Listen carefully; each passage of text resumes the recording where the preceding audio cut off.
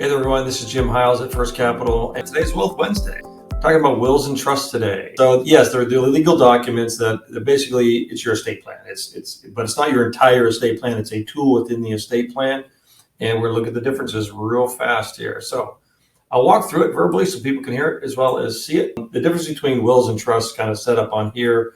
There's something called an effective date. The wills don't really become effective until someone dies. Now, you execute a will. It's something you sign, and generally you have a couple of witnesses to make sure that you are who you say you are, and that's your signature. But that's really doesn't come into being effective until somebody dies. The trusts are actually opened and signed and generally funded. Some nominal amount of money is transferred or created just to put in as an asset of this trust. When you go through wills and trusts, the trusts we're kind of focusing on here are what might be called revocable, or revocable trust is something that you can change during your lifetime. Let's talk about incapacity. Wills do not protect you during incapacity. Trust can. Wills do not avoid the probate process. Probate is all about proving a will, whether or not it was valid. Trusts tend to avoid the probate process because the assets are already transferred to a document or an entity, so there's no need to go through a probate process. It's already where it should be, so to speak. Wills don't preserve privacy, and this is going through the probate process where everything's pretty much open, and basically there's a statement that's sent out that says, hey, take your last shots at me.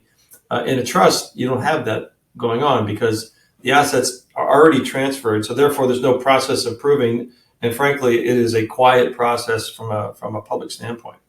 There's guardianship within the wills, but typically not unless stated within the trust. Typically, guardianships are assigned within a will, which is why when you have a trust, a revocable trust, you tend to need a will. Even though it might sound silly, you probably should have a will to collect any assets which aren't already put in trust and take care of things like the guardianship. Wills, I'm not sure what cost this is referring to, but it depends. It is relatively straightforward. You can get wills done up to $1,000. Generally, if you're talking about something more complicated, it could be more than that on the will side. Wills are a little bit different than trusts in terms of setting them up. You're essentially pre-doing your estate with a trust. So generally, it has more provisions and flexibility built into it for future possibilities. Contestability is another good one. Yes, as a matter of fact, the probate process is kind of designed to say, hey, challenge away, because that's really what they want to do. When you close the probate process and all challenges from creditors or whomever have passed the time frame, then that door is closed. When you have a trust, you're less likely to be challenged because it's an ongoing entity, and there isn't that same process of probate. Precedents. Basically, wills are secondary to trusts if the trusts have been funded. And the other thing to keep in mind here is wills and beneficiary designations on IRAs and insurance policies and annuities.